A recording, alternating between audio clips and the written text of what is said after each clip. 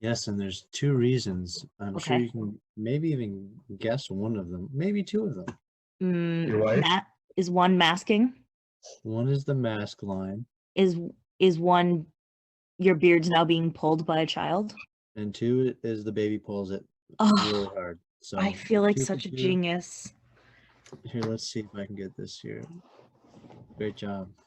Thank you. How old is your little one? 6 months. Oh, nice. Yeah. So she's really handsy. Yeah, no joke. We've got a little 8.5-month-old Oh, and a so 3-year-old. I'm So right behind you. we're going through the Wow. gamut. It had never really occurred to me that beards would be an issue. I just know that mothers get a traditional mother haircut. That's right. The mom So- bob. Yeah. So you losing the beard made sense. Yep, it's an issue. Yep. Keith, what's up? Not much. Getting cold. Sure is. And I failed to shovel the second, or well, I shoveled early when it snowed real hard last week, and I failed to shovel the second time. So I've just got a mess of like tough snow. John's And you got calling. more coming too. Yeah. Yeah, we have a cobblestone driveway that pretty much no matter what you do, it remains a mess. That sounds tough. Is there like ice in between the cracks and stuff like that? Yeah, just eventually it melts, but Right. the ice just forms, and shoveling is pretty tough.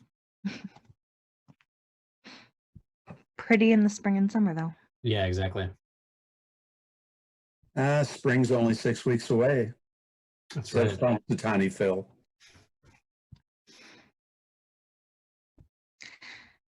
This year, the guys who were talking to him before he gave his prediction said that he looked beautiful, which I thought was very nice of them.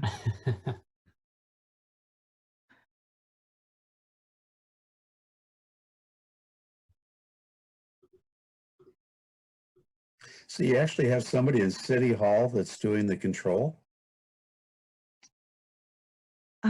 Usually we don't. So I don't know who's doing that tonight or Maybe why. Mr. Marcus snuck in. Maybe. We have other meetings due, like planning board and commission, but this one usually doesn't.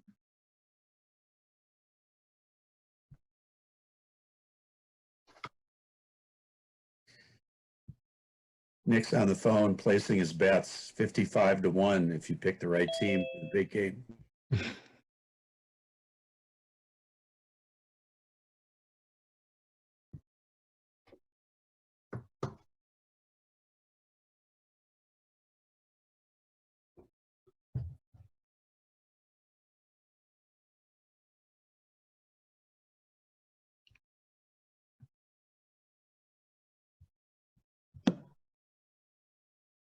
All right. Nick, is there actually someone in the city hall control room for this meeting? Yeah.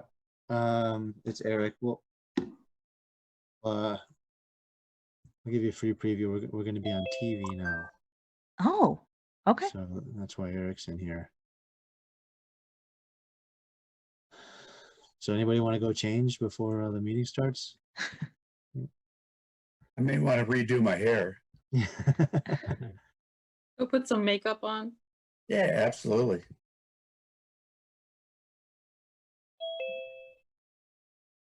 All right, so let's see. 1, 2, 3, 4, 5, 6. There we go. All right. So we got, Hey, hey John. We greetings got to all. 6 HDC members, and I've got Samantha for DRB joined down early. So let me see if Patricia would mind unmuting and turning her video on before we get this ball rolling.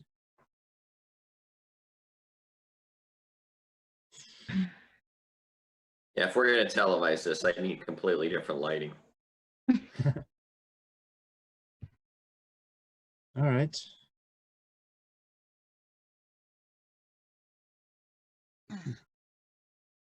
That looks good. Everybody's all ready. I guess I'll just start recording, John. Okay, Record to the cloud. And sure, I'm ready when you are. all right. Laura? Everyone remember to say where you are located presently, please. John Henke, Present from Birmingham. Keith Dyer, Present from Birmingham. Gigi Debrecht, Natalia Dukas, Present in Birmingham? Dustin Colo, Present in Birmingham. Patricia Lang, Present Birmingham. Michael Willoughby, Present in Birmingham. Stephen Lemberg, Cassandra McCarthy. Okay. All right. So in case all of you haven't heard, Nick, is it starting this evening or our next meeting that we are now live on TV? Tonight, we're going All right. head first. We have now been, welcome to 2021, and we are now a televised board along with everyone else. Hmm. So with that regard, we'll make sure everybody knows, the world now knows that we're out there on TV for all to see, and we'll proceed accordingly. Talk First about up, promoting Mike. historical preservation there. Now on That's TV. it. We can do show and tell of all the historic projects. But the good news is actually, if that's the case, depending upon the platform that they're using for us, people will actually get an opportunity to see what we're trying to do in the city. So there is an upside to this. Yeah. All right, go. Sorry to interrupt. Go ahead, John. All right, given all of Few that, minutes. first up, I have the approval of our minutes from January 20th of 2021. So moved. I'll second. Michael Willoughby, All in favor? Ooh. Laura? Michael Willoughby, Aye. Natalia Dukas. Aye. John Henke, Aye. Dustin Cola, Aye. Patricia Lang, Aye. Keith Dyer. Aye. All right, we've got two study sessions up this evening, and there's actually no reviews. So the first is, coincidentally enough, promoting historic preservation. The outline that Nick has prepared for us dated February 3rd of 2021 with some facts and figures. Hope everyone's had the opportunity to read that. Nick, do you want to sort of walk us into that? Yeah, I'll just do a quick little review of it because I'm mostly here to hear what you have to say in terms of our goals for the study session. But basically, I did a quick write-up. Last meeting, you all had expressed interest in not only trying to promote historical preservation a little better, but be a lot more proactive in our historical preservation efforts as opposed to taking things as they come to us. There are, a ton of reasons why historic preservation is important. I listed 10 reasons from one source here, but you can find them all over the internet how historical preservation is valuable to a city. So I thought that to help guide the study session that we plan to have next time, I would just kind of jot down my thoughts as to how it could be laid out. And I thought that potentially trying to represent it graphically might be easier too, to kind of see what was going on in my head as to how I think we could best do that. You can see the overall goal of promoting historical preservation split into 5 categories and then some subcategories below it. I tried to make each yellow box here sort of a smaller task that we can kind of piece away at, either over the process of a year, 2 years, depending on which one it is.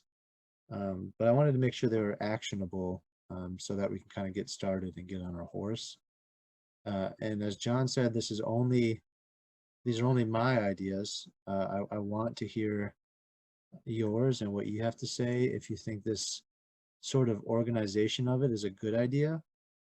As I tend to think it is, just because of how admittedly unorganized it has felt over the last 10, 15 years, maybe.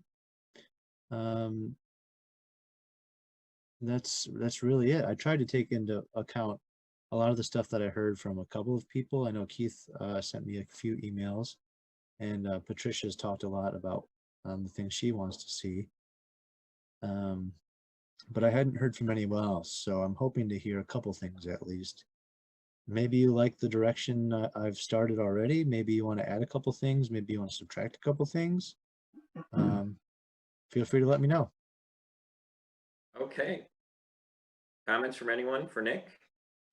I actually really like the way you organized it because I agree it hasn't been really organized at all, and I wasn't quite sure how to wrap my head around starting. So I think it's a great way to sort of visually present it.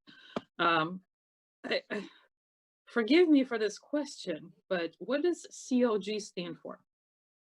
Certified local government. Okay, thank you. Sorry. It's just And something we've that's the been. designation we have in order to preserve Yeah. Mhm, the HDC. yes. Great. Michael? Yeah, it may be in your chart somewhere, Nick. I'm not sure, but I do think because what would be very helpful for the community would, if we had a list of all the historic properties, and maybe even a map to go with it, along with perhaps potential properties, that it might help, particularly the proactive side of your desires. 100%. I agree. And I do have, so for this historic resource audits, AKA what we have designated right now, I wanted to update the photographic inventory and make a map of them. Perfect. Hopefully interactive. So where things, you've seen maps where you can kind of hover over the property and Right. maybe a little picture pops up with a little brief description of what it is. Yep. Perfect. I think those are easy to make. And you can also see here that with the Heritage Home program as well, I'd also like to make a map of that. And I've already made one, I think you've seen, of everything that's a Heritage Home now, and then what starts to transform into Heritage Homes in 2025, 2030. So that, again, I've already almost worked on that, but. Is that the map that you gave us when we were talking about the seams? Yep, that's the one. Okay, because that's a great start and representation. It's so much easier to visualize it like that. And you can see the little pockets of history. And is that public? Technically it is, because it went to a public HDSC meeting at one point, but it is not public in the sense that I have it available to look at, or I haven't been promoting it. It still needs a little refinement, especially because we want to get out there and do an inventory of what's still there.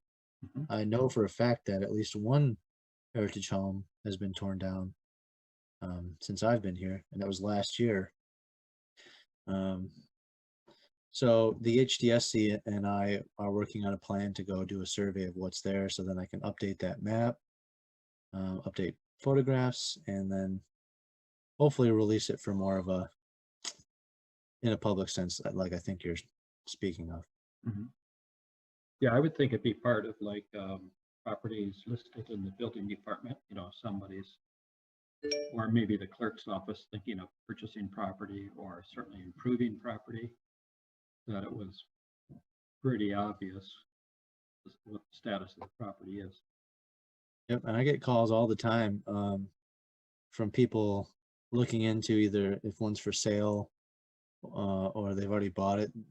They see a plaque on the house and they want to ask about it because they think it's designated. So I explained to them what the Heritage Home program was, and a lot of times I have to tiptoe because I don't want to tell them that they've got full autonomy and that yes, you can tear it down technically, and there's no review for it. So I avoid saying things like that, but you can tell a lot of people that's what they're getting at. Oh, Right. They want to know whether or not they can knock it down and quickly. oh, it's- Mhm. Keith? Nick, there was a study done, I don't know, maybe 10 years ago now, talking about the value of historic designation and what that meant to properties in terms of their appreciation versus just a normal home. That's the kind of thing that it would be good to give some wide distribution to. I'm sure it must have been updated through SHPO or someone else, but it tried to make the point that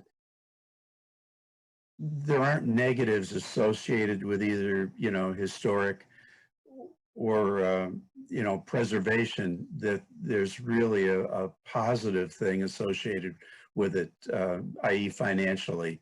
And that's the kind of document I think if we gave wide distribution, or even you did an interview with some of the local press using that as a reference, would be really helpful. Yeah, and that was done by the Michigan Historic Preservation Network, I think. Does that ring a bell, Keith? Yeah, I think so. It Yeah. was extremely well done and very straightforward. And it's the kind of thing, it didn't require a lot of interpretation. It was very straightforward, looking at data relative to the value of homes. Yeah, and I actually spoke with one of the field representatives at the MHPN, and it's actually quite a replicable project. And she actually said, speaking of CLG, that we may even be able to leverage CLG funds to get our own study done like that. So I know we have a couple of pretty well-defined historic districts, so might be worth adding to the list as one of those actionable. Right. At least ask the question as to whether or not MPHN can do that for us. Yeah. Or assist us in it. Yeah. Okay, anyone else? How about our new people?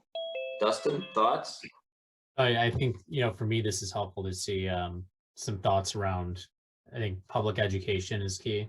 Like I live in a house that was built in 1924, and even being on the board, I'm not fully sure, what that means and what it could mean for the house and could mean for the property value. So I think this is really good.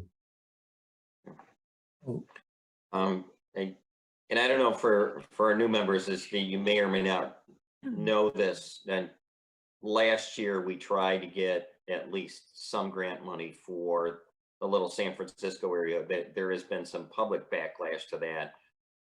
Thinking immediately we're going to direct designated houses. This goes back to history from a while ago, when there were attempts to designate a couple of houses up in the Holy Name area, right, where Birmingham got sued. There was a lot of public outcry as to, oh, you can't designate my house. There's all these bad reasons.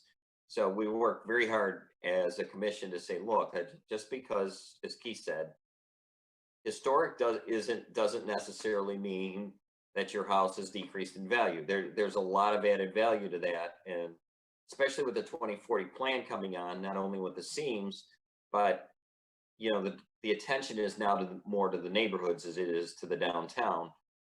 Certainly, as you can see from tonight, we've still got a couple of downtown projects that are going to be very notorious, and I don't mean notorious in necessarily a bad way, but certainly front and center for all of us as to what happens to our downtown going forward, especially from Maple from Woodward to what was Hunter, or from Old Woodward to Woodward.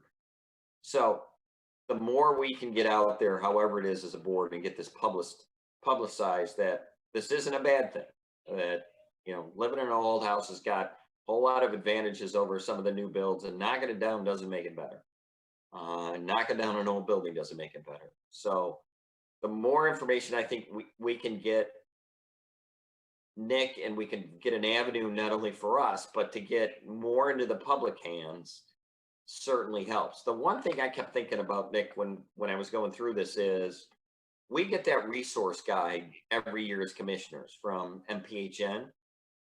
I don't think, given this year in COVID, it's not one of those, but it's not that brochure with all of those resources should sit somewhere at City Hall. it, be it the building department, be it downstairs at the city clerk with, you know, the downtown magazine or whatever it is, so that if people, when people can go back into City Hall, they can actually see that. Maybe what we should try and do is get the city commission to actually give us a little more room on the website to put some of this stuff up. Here's the, people love show and tell. Put some of the photos up of stuff that's absolutely designated historic, and here's where it was, and here's where what, here's when it was, and here's why it was. I'm not sure how we do that, but that's sort of my thoughts as to where we might want to go with this. And John, I think we have the latitude to do some, what we want to on the website. And I think,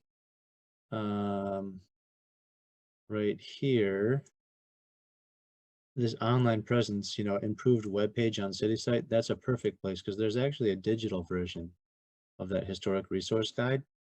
That we Right. can just boop, link it up, make sure it's, you know, maybe not front and center, but But certainly, available. you know, other, you know, something other than City Hall that's historic, some of the buildings downtown that everybody recognizes quickly, that they know that if they realize, oh, I didn't realize that's actually an historic building, and here's why, and here's when. Makes it a little easier for everybody, I think. Right. Keith? The other one that I forgot to mention, you know, we identified all the Wallace Frost homes in Birmingham and did a video that's at the library, and there's a book. At the time we did that, some of the realtors chimed in that a Wallace Frost home was worth $10,000 to $20,000 more than an equivalent home next door. We never really tried to document that, but that's another piece of the puzzle. Also, you know, in there, Nick, you were talking about trying to look at some designations. It might be worth at least considering Wallace Frost homes because of their notoriety. 100%. And that seems like low hanging fruit, doesn't it? Yep. It does. So Mhm. we could really get some really easy wins to, you know, get this process started with And- something and, you like the know, Wallace and- Frost. For transparency's sake, I own one. So, I mean, I would certainly ascribe to that if that was part of a plan. There we go. Yep.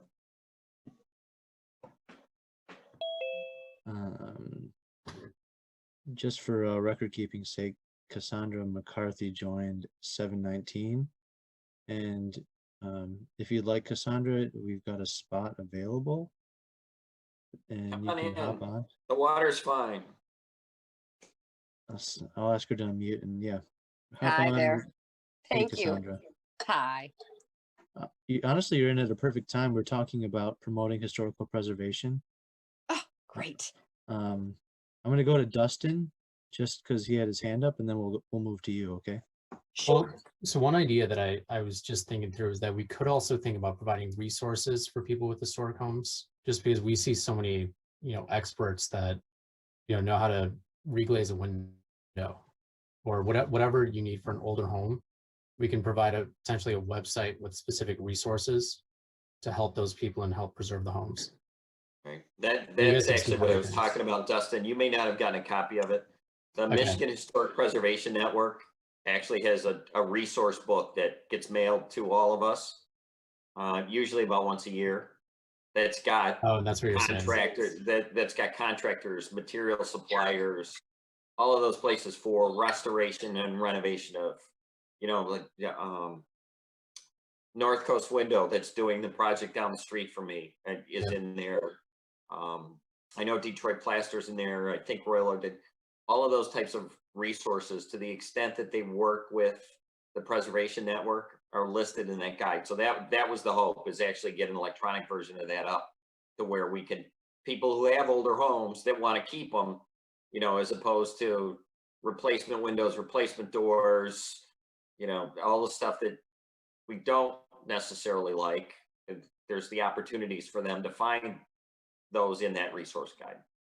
Yeah, makes And sense. Dustin, too, just as an overall FYI, it's kind of city policy that we don't recommend people for things. Yeah. Although it is plenty within our power to inform people. Say we had a historic window replacement like we just recently had, and we see a new contractor that we actually haven't seen before, or at least I haven't.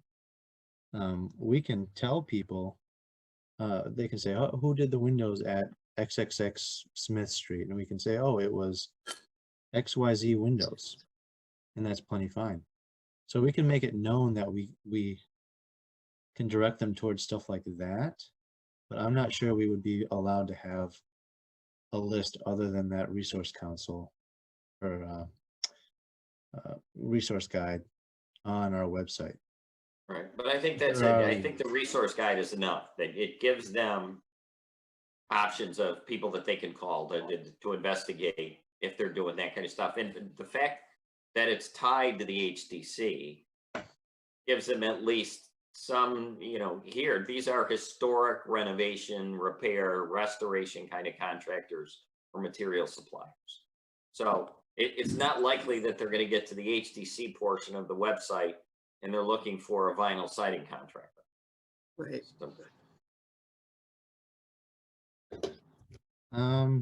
Cassandra, you want to chime in with any ideas? You know, right when I logged on, I think I missed a little bit. You're talking about historic preservation, of course.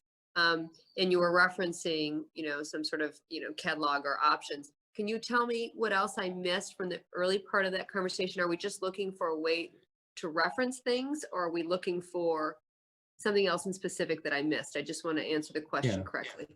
Basically, I'm just going over this graphic that I made for the meeting Yes. on different ideas that I had to Uh-huh. start kind of boost historical preservation here. Oops. And try to do it proactively, think of easy, well, ranging from easy to hard, actionable things that we can do to better promote historical preservation. So really right now, that resource guide was just one of the things we talked about. But I'm just kind of fishing for ideas, if you have any. So I know we talked on the phone, Cassandra, when you first joined, and you had mentioned something about walking tours, I believe, or partnering with other people to do bike tours or something. And I do have things like that here in the offline activities section that I think is important. But we had also talked in the past, I think, I want to say even Keith might have brought it up, but maybe partnering with like garden clubs. I know we've got a couple of historic homes that are known for their gardens. Oh, Cassandra's muted here. I'll mute her. She goes. But that's really where we started, Cassandra. And we talked about a bunch of different things, but if you had any ideas, and you don't have to have them now, no pressure. Feel free to share them. Okay. One thing that struck me when we talk about that guide, you made the comment of, people aren't going to look for, aluminum siding or vinyl siding. I think about places like Materials Unlimited, in, is it Ypsilanti, where you can go in, say you own a home and the previous owner had stripped out a valuable piece of original content and you wanted to recreate that, but you didn't want to go to Rejuvenation or Restoration Hardware. You wanted to find something real. My thought was, what if there's a database? I know this sounds wacky, but what if there's a database of other people who own a home similar to you? I mean, I know that's probably kind of invasive, but anybody who wants to donate information about what they have or where they where they found something or where they sourced something. I don't know, just some sort of community forum to help or inspire other people who are trying to restore their home. Yeah, and actually Patricia and I have talked about that before. Okay. Something like that, but also just kind of a group of historical preservation enthusiasts that we can kind of get behind our cause.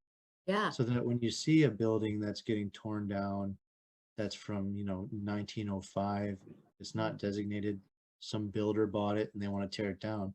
so that this group of people can notice and maybe help us get the word out that these types of things are happening. Yeah. I know Patricia's talked about, hey, you know, maybe getting together with that builder and saying, hey, would you mind if we came in and took this original door to Yeah. repurpose, or maybe a wood fireplace mantle to repurpose? I don't know the Yeah. logistics of that, and well, you know, residents can do that with residents. I mean, pretty freely. So Sure, but that getting that that's a word good out, idea. like you and Patricia, like you said, talking about getting that word out, that's a really Yeah. neat thought. And then I had one other really quick thing. What was it? Materials Unlimited.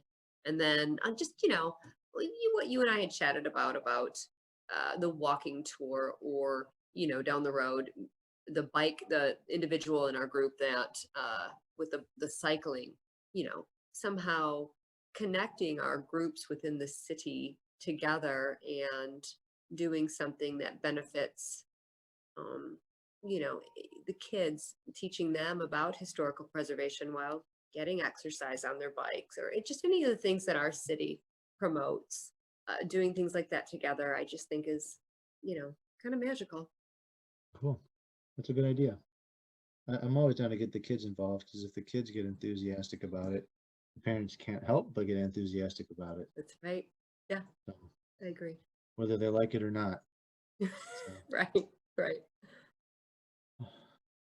all right. Well, I think that's been pretty helpful so far, y'all.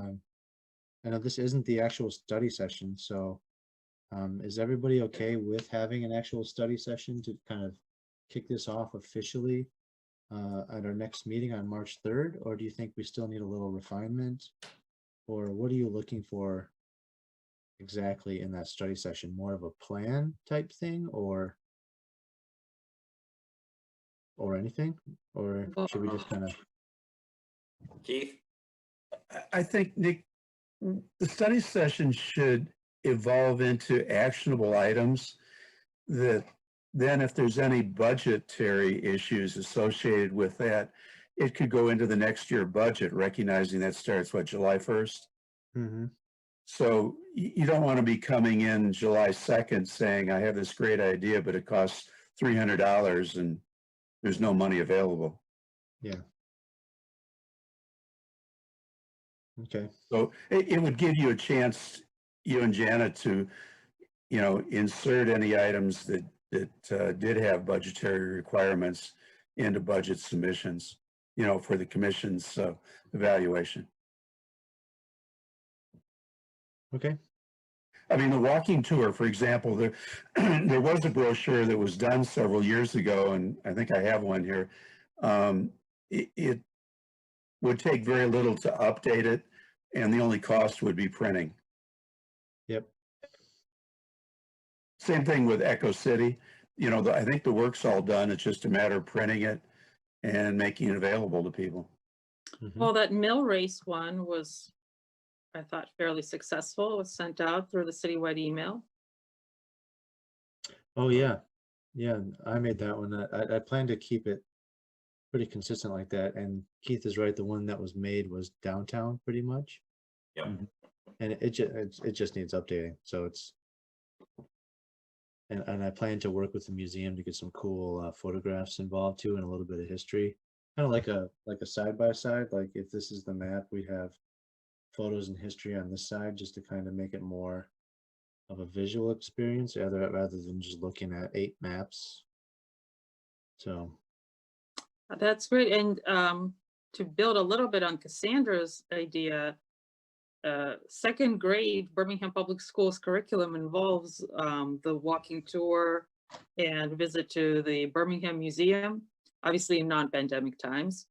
So we can build on that. And if we hand out a map of the walking tour of downtown to all the kids, and they could do that with their parents the following weekend, or, yeah, it's great. easy to sort of take it a step further from that, because all of the, at least 4 elementary schools in the city of Birmingham do the Birmingham Museum and Yeah. walking tour.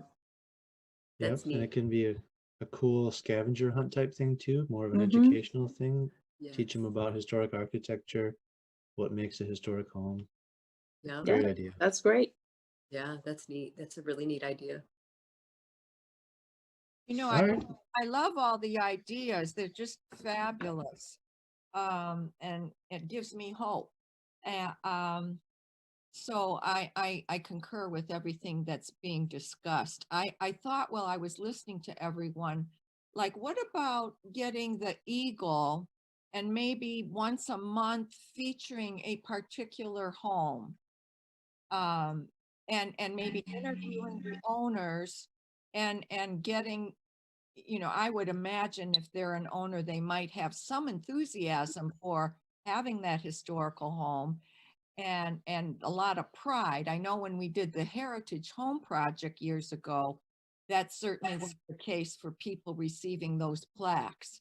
So if we did something, I don't think it's a one-shot deal that we approach. I think it's got to be something that's kind of regularly put out there to keep it in front of the community's face.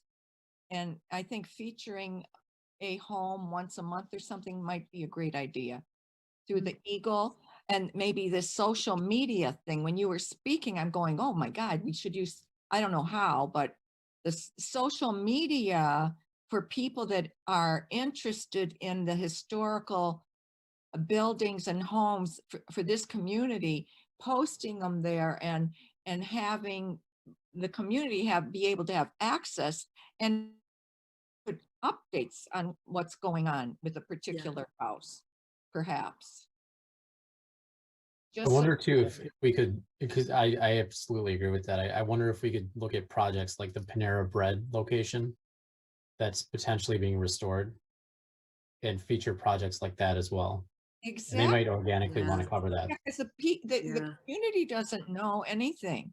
So how do we get that out there to them so that they're more aware of what we're trying to do and what's going on in the city and what's going on with the stock of these older homes, the stock, how many. So this inventory is critical, doing this inventory. All good stuff. Great. Yeah, Great. that's great. Well, I feel good about that. I think we can come back since it's our next would-be meeting would be the 17th, but that's Ash Wednesday, so we do not have a meeting. So we're not going to be meeting until March 3rd. So that gives me a good chunk of time to pull something together and move it forward. So I'm happy. And there's still plenty of time. If you think of something after the meeting, shoot me an email, call me, and we'll talk about it. Okay. But Okay. I look forward to March 3rd. I think we have a good head start. Okay. Um, Nick, are you good on the outline? Good on that. All right, next up, back in front of us yet again is 100 North Old Woodward, the means and the most recent means and method report dated January 19th of 2021. Nick, is there any more to this than the 2 pages? Because it seemed to cut off in our agenda. So I didn't know if that was the end of it or if there was a third page. Yeah, no, we that's the didn't end of see. it. I All know right. the other one you saw was on Boji Group Letterhead, had a right. signature. This came from Victor Soroki, who All right. wrote it. It was part of the project. And I know I wasn't as concerned about getting a signature on this because we're working on that separate agreement. Right. So that's been updated just, again, I think I told you last time, just reflecting the HTC comments from the last meeting. So they added the mansard and a couple areas on the first floor. Right. So we're still That's- working that agreement together with Tim. So it still hasn't moved forward just yet. But So at least from my perspective on the means and methods, I think they've at least addressed some of the concerns that we had that we expressed the last time over the letter that they sent us the first time. And then I don't have it in front of me. And then those additional areas, which I think will make a significant difference in the assessment of whether or not the underlying facade is in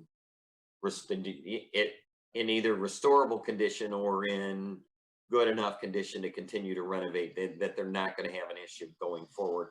And I think they've picked enough spots, strategic spots, with respect to what they're doing to be able to assess whether or not the original brick, the original limestone, the caps are there and they can move forward with this, or if we've got a problem to where, no, this is going to be the travertine, you have to put it back. The one thing I would ask is they keep referencing that there are additional pieces of travertine that they have presented of the existing travertine that they have. They haven't told us how much of that they have, and if for some reason, when they start to do this, that there's too many broken pieces, what happens then? So the one thing that I would like, and I conveyed it to Tim Curry, our city attorney, the first time, is what constitutes limited quantities of original travertine panels within the existing basement? Does that mean 2? Does that mean 20? So before they peel off what in my count was around 22 pieces, is there enough to put it back? If some of these are going to break when they take them out, they're not going to come out clean. So will they have enough to put it back? Okay. I'm as hopeful as everybody that the brick underneath, the original brick, is there, and we could take this building back to what it was. But I also want to make sure that if that's not the case, that the travertine and mansard roof, whether you love it or hate it, was how it was designated, and we can preserve that. John, I seem to remember them mentioning that if they didn't have enough travertine panels in the basement, that they felt that it would be very easy to match. They did mention that, but twice now they've said limited quantities available, but haven't said anything with respect to what happens if it's not, and what happens if it's broken. And that I would expect them, and I would be asking them to bring when they come back to this board with the update and the next steps. So I'll find out along the way for sure how many pieces are there. Yeah, because But I'll make the sure that- proposal is for them to remove Yeah. 22. So if there isn't enough, I'll expect them to bring something to the HDC when they come for the update as to Okay. what exactly their plan is. So we're very clear. And before they do that, Nick, and I've not had a chance to talk to Tim in the last week or two over this. Are we close to it? And maybe you don't know this. Are we close to an agreement with them on the means and methods?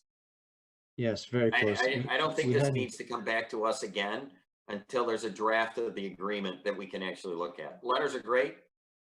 Means and methods are great, but until there's a draft of the things that we laid out to them the first time that we wanted the inspection, we wanted timeliness of notification.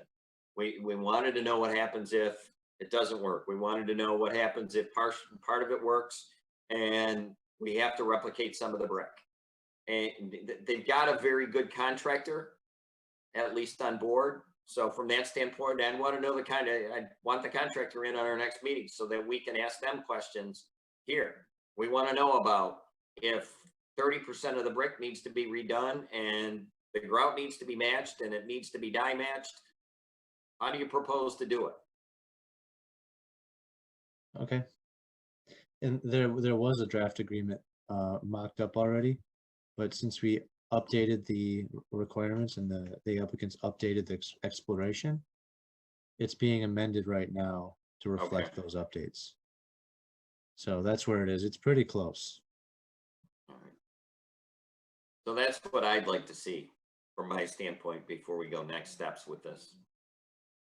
Cool. Perfect. Comments from anybody else? Makes sense to Oops. me. You're just being Okay. precautionary. It makes a lot of sense. All right, that being the case, unless anyone's got any questions for Nick on the admin approvals, I think we can close out the HDC and move on to the design review board. John, are there any public comments? I can ask if there, I didn't see. Nick's got a better idea on the list than I do. I think most of them are here for the Piety Hill. But yeah, we can open it up. You have to see. It looks that way. About 15 But I'm happy seconds. to open it up to if anybody who's got, you know, we don't have a public comment section like the city commission does at the outset of their. But I'm happy to open it up to, is there anyone from the public that wishes to make any comments?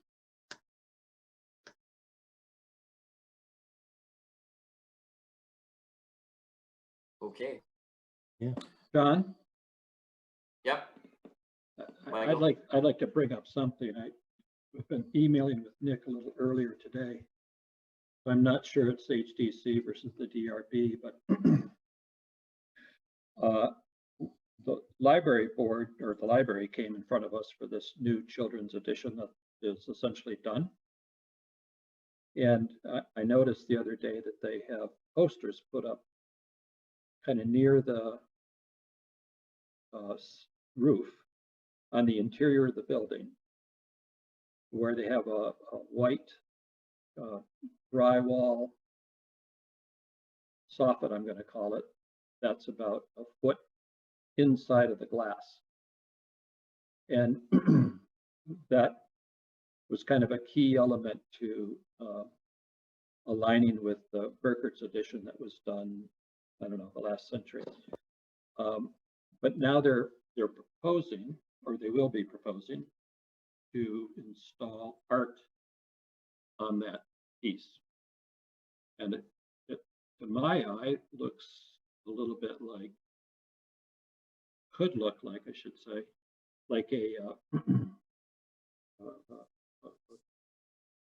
drugstore or something with advertisements for, you know, whatever they have inside the store.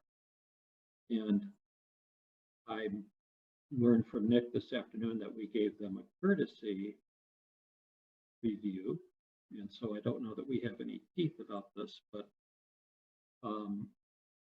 it would be great if they could come to the board and explain to us kind of what their real mission is. I don't know if that's something we can. yeah, I don't know if we did, unfortunately, Michael, I don't think we can force the issue with the library. It's a good question. I'm not sure if they fall under the same exemption as the city with respect to we can politely say what our opinion is, but really have no control over it. But I will ask the question to our city attorney and see whether or not I can get an answer. Okay, great. On Thanks.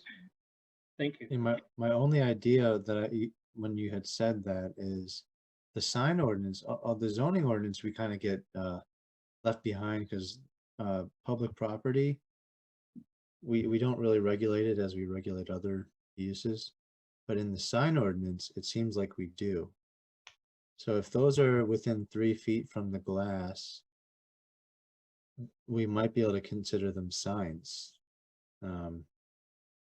Depending on what they ended up looking like, I suppose. If it's just art, I'm not sure, but I think I know what you're talking about. I've seen those as well, Mike. So keep me posted, I suppose. If you hear anything, please let me know. I could maybe reach out to, I know the other library director just retired, but so I'm not, Yeah, there's a new embarrassingly, one. I'm not sure who the new one is. So I'll have to reach out and see what I can find. Her name is Maybe, Rebecca Kraft. Rebecca Kraft. Oh, good for her. Good for her. She deserved that. Well, let's circle back, Mike. If I don't remember to bring it up, please bring it up next time. Okay, And maybe we can kind of either open this door or close it. okay. Thank you. Okay, yeah, and I'll follow up as well. Great. Okay. Given that, any other comments, questions, concerns on the HTC? If not, may I have a motion to Keith? Oh, just one question for Nick. You know, we had talked about upgrading the signs that are on the historic buildings. And, you know, we've Marcus, when he was here previously, approved monies that never got spent. Are we proceeding with updating those and trying to put signs on buildings that didn't get them initially? So I'm presuming that by signs you mean those historical plaques, the Yes. ceramic Yes, markers, as they're called. yes. Yeah, and I think I've actually asked for money for those as well. So I think it was just a matter of, I told you last week I spent a lot of time looking around on where, and you kind of nudged me towards the Erie Landmark Company that did it last time.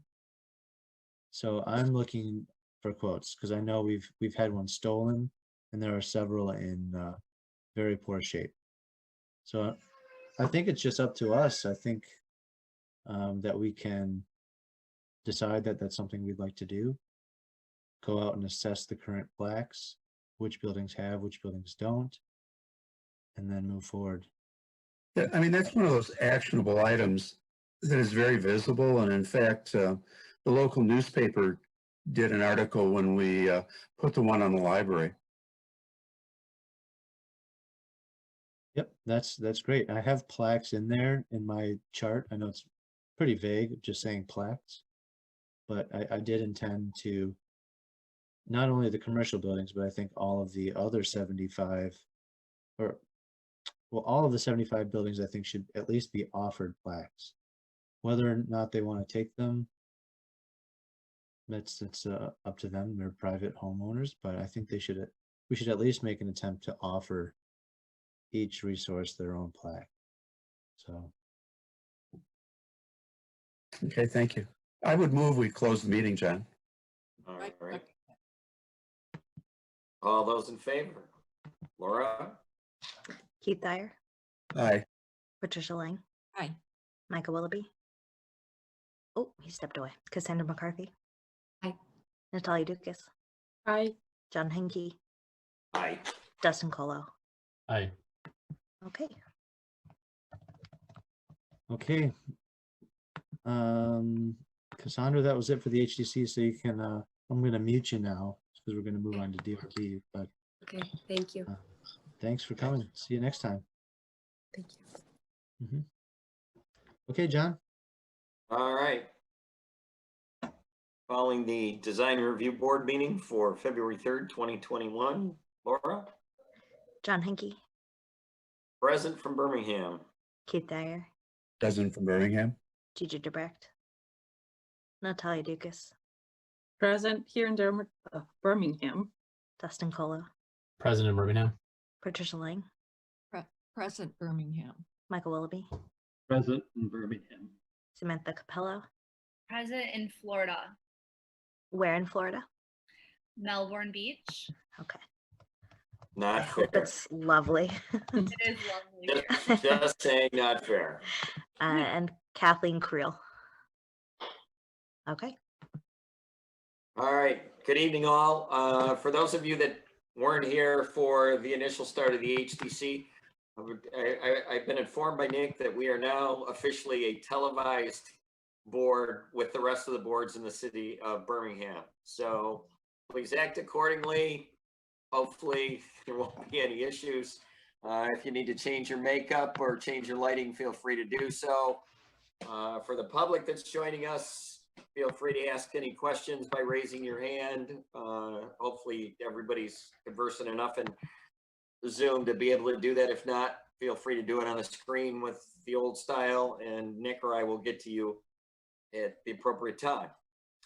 Given all that, first up, I have the approval of the DRB minutes of January 20th, 2021. Do I have a motion? I move to be approved as submitted. I'll second. Michael Willoughby, Aye. Dustin Colo, Aye. Patricia Lang, Aye. Samantha Capello, Hi. Keith Dyer, Aye. Natalia Dukas, Hi. John Henke, Aye. and Patricia Lang. Did I already ask? Yeah, you did. Yep. Okay, great. Then we're all set. All right, first up, I have the design review. This is a comeback to us for 33202 Woodward, Piety Hill.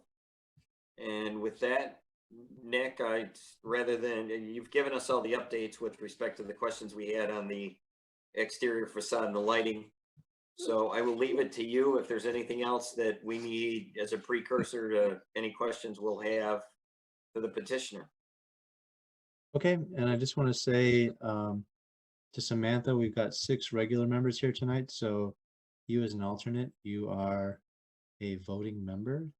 So even though you're in Florida, that we were a bit hurt by that, you're welcome to join us in the vote. So Sure. I will just run through this really quick, since you all did read it last time, but for the folks at home, this is a design review application 33202 Woodward.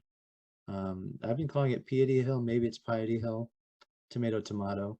It's currently a multi-tenant commercial building. It's got a big long building spanning a whole block. It's got 4 separate off-street parking spaces or facilities. It's got some dumpsters, some signage, some mechanical units. This design review we have in front of us is for an exterior renovation with no additional square footage added. That's why it's here and not the planning board. There's also some minor landscaping, some screening, and some new lighting proposed. So those renovations to the exterior are, the building that is, are quite minor in that it's really just paint, a small kind of strip of wall panel systems. There's going to be a couple new architectural elements in the, I'll call them courtyards. Let me admit this guest really quickly, pardon me. And some new lighting and some vents. Noted from last time, there are no changes to window glazing anymore, and there is the addition of a sign plan in the new plans as requested by the DRB during the last meeting's postponement. So there are no architectural standards for buildings along Woodward like that that aren't in the downtown or Triangle Overlay District. But I noted these are all high quality materials, existing glass, brick, and there's no changes proposed there. As far as signage in that sign plan, I noted that there are, well, I counted 7 signs existing. All seem to be illuminated name letter signs. The building's quite long, and with the 1.5 per 1 linear foot allowance for signs, they're pushing almost 550 square feet of signage permitted. In the drawings they submitted, they show several boxes. They've indicated that they're actually just going to be putting the signs that are already existing back up onto the facade. And the total of those sign boxes, as I'll call them on the sign plan, is 228 square feet, which is well under what they're permitted. When it comes to lighting, they're going to add 34 new light fixtures in the lot, on the building, etc. All of those light fixtures are fully cut off as required in Article 4.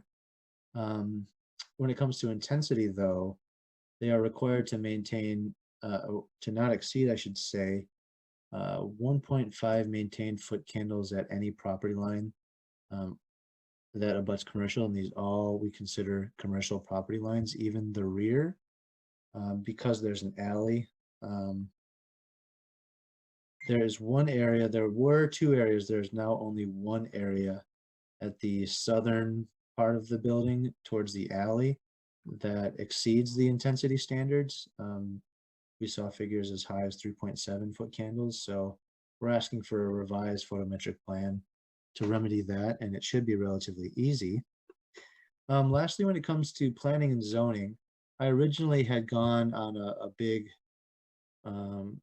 review of the parking because they had originally proposed to remove several parking spaces in favor of 2 new dumpster enclosures. So the issue with that was it's currently legal non-conforming in regards to the parking provided off street. So when you attempt to change that legal nonconformity, you are required to bring it up to code. So that would have required an additional 24 off-street parking spaces, or more likely a variance. The applicant has decided to take that back and eliminate the new dumpster enclosure plans, thus not touching the parking and they will therefore maintain the legal nonconformity. So there are no issues there. Landscaping, there aren't any issues. I just wanted to note that they're going to be planting 9 new landscaping beds across the site. I double checked, the dwarf blue lavender and drift rose are permitted species here, so there's no invasive issues present. Finally, screening. Again, originally they were going to be proposing that dumpster screening that's been eliminated. So the only new screening is a rebuilt parking lot screening, which is masonry with capped masonry, I should say, and then a ground mounted mechanical unit screening in the rear, which were originally metal gates. They've switched to wood to meet the ordinance, so no issues. Finally, glazing. We all know that's kind of a unique building in terms of glazing. Originally, they were going to introduce some spandrel glass in the Hawthorne appliance section of the building, but I noted in the report that if they're going to change anything in regards to glass or add treatments to the glass to change its appearance at all, that again, like parking, they'd have to bring the entire building up to code. So they've since removed the proposal to add spandrel glass and are not making any modifications aside from interior window treatments, which are allowed. So with all that, we only see one outstanding item in the plan. So we recommended approval of the design review application for 33202 Woodward with the condition that they submit a revised photometric plan, resolving that one issue. Right. So the one thing, Nick, I wasn't clear on is, are we approving a sign plan for this so that the rest of the signs can be administratively approved throughout? Is that what the petitioner requested? Because I wasn't clear in the app. Yeah, that's what I had relayed to them, and that's what I believe that they've given us. Okay. So I guess I'll let the applicant clarify that officially, but that's what I believe. Okay, can we get that clarified just to make sure? Because as Nick mentioned in the report, the proposed 5 signs are 228, and you've got over 500 square feet available because it's a Woodward address. So just to make it easier for Nick on future tenants, to make sure what we've got in terms of availability without having to come back or there be some kind of variance issue. Yeah, so I've been working with Mr. Greg Penzel. Everybody's able to unmute themselves. I have that unlocked for you guys. So I know there's Charlie and Mark, who I assume are here for the applicant as well. Whoever wants to answer that, feel free. I'm not sure who's best fit for that. I've seen Greg unmute himself, so Yeah. So whoever would I like to guess speak. Can I ask that question again regarding the signs? So we have the existing signs that we're going to be putting back up on the building. So we're going to take them down to the renovation and put them back up. I guess I'm not understanding the question. Are we limited to what we have currently with signs in this review? No, what it is a sign plan gives you the flexibility to be able to not have to come back to, or your tenant not have to come back to us each particular time. If there's a designated sign band and you're within the confines of your maximum amount of available signage. Right, so I can go up to that maximum amount on this sign. It's just as long as we have a designated sign band and sign area for each of what would be your proposed tenants, it gives you the flexibility with your tenants and to say up front, this is what we've got in available signage, and this is what we can give you. And especially in multi-tenant buildings, granted, there's all the branding issues that go with each particular tenant, but this gives you the flexibility as well as the tenant's flexibility. It says, this is the area where you can put a sign. This is what you get. Right. So that for your brokers, for your property management people, for whomever is dealing with your prospective tenants, says this is what you have. All right, so if we come back with another tenant in the future, we have to come in front of the board to add that into the center then? That's what we're trying that's what I'm trying to give you the opportunity to avoid, is if you don't want to come back and do that, you've got enough in a sign plan that we could approve it as a sign ban sign plan that gives you those individual spots. Birmingham Place is the one that I could give you the easiest thing too, that they've got slots for each of their tenants, that it all fits in within those steel panels or aluminum panels, and then that signage is within those. So Nick can administratively approve those, as opposed to either you or prospective tenant having to come back to us. So, excuse me, my name's Charlie Lawrencell, and I'm the petitioner. Greg and Mark, real quickly, is the amount of sign ban on the plan right now the maximum allowed? No, it's not. It's not allowed. No, it's not the maximum amount. It's less than the maximum amount allowed. So then the answer would be no, I would probably not at this point, unless we resubmit this. I would probably put the maximum amount on the sign bans, and then yes, I'd come back for approval Right. and we'd be done. Okay, that's why I asked the question. So I appreciate Thank that, you. Joey. So we won't approve it as a sign plan. We'll just approve it as what's as submitted. So that way it will give you the flexibility to max out whatever you need for your potential tenants going forward. Right. Okay, thank you. And John, if you'll allow it, may I suggest, just so we don't have to deal with a new application and such, if you're feeling that it's appropriate, maybe you could make it a condition of approval that they revise that sheet and submit a revised sign plan to me as a part of this application. It's up to you. I guess I'd give them the flexibility to decide to do that if they want to come back at another one. Not knowing what their potential tenants are. Certainly, given this year and next, I don't think any of our crystal balls are good enough to do that. So, Charlie, I'll come back to you. Would you prefer us to do that and have you amend it now, or would you like to take some time? And obviously, there's an additional fee, and you would have to come back to us one more time, but that would allow you the maximum flexibility as to how much you want it. And maybe you and Greg want to talk about that. So I'm not trying to loop you in to having to do that tonight or making that decision tonight. So what you're saying is that if we were to go ahead and if we want to go ahead and change the sign bans right now to go the maximum, you'd want us to come back, and instead of what Nick's saying, making a condition approval of this approval, we would just come back for a separate meeting for approval on the entire process again? Either one, or we could approve it with a condition that says you'll submit the plan to Nick, provided it fits the parameters that you're within the max, whatever that number is, the 500 or whatever that calculation is, so that you wouldn't have to come back to us. As long as you submit it to Nick, it'd be conditional and you'd be able to have it approved. Right. I would do that. I would go ahead and when we come back, if we get approved, give you a new plan, Nick, with the right square footages. We're going to max them out, and then you can approve the plan like with the sign ban correctly, so that we don't have to come back every time. Yes, I would do that. Great. I appreciate that. Thank you. Thank you, John. All right.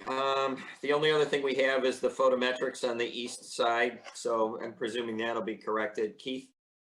Two things. One, the sign band, I think we could approve. I mean, they have a designated sign band.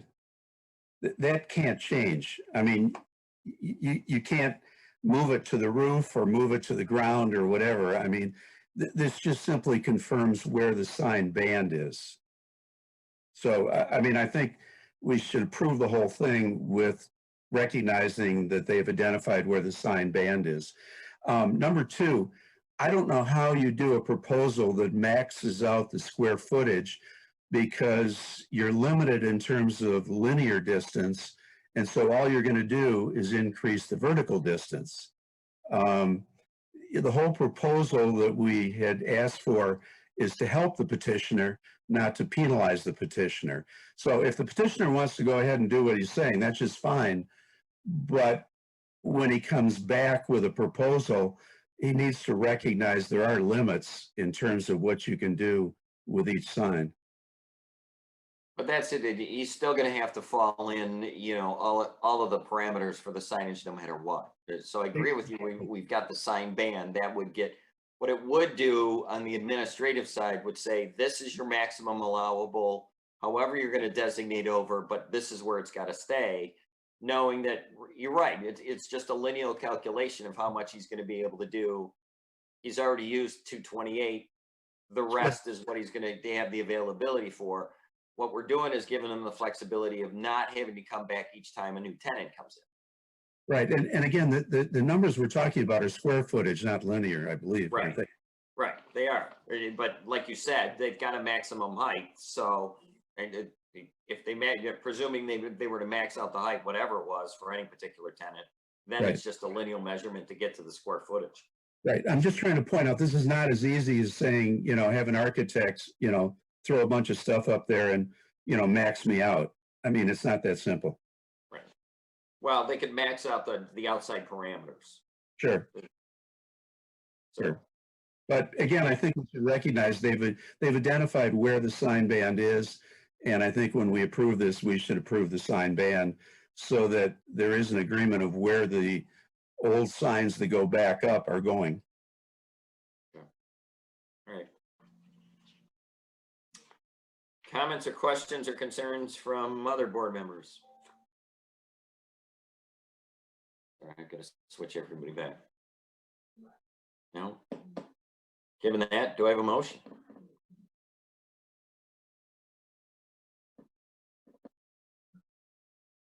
And I Anyone? can share it if you guys don't have it in front of you too.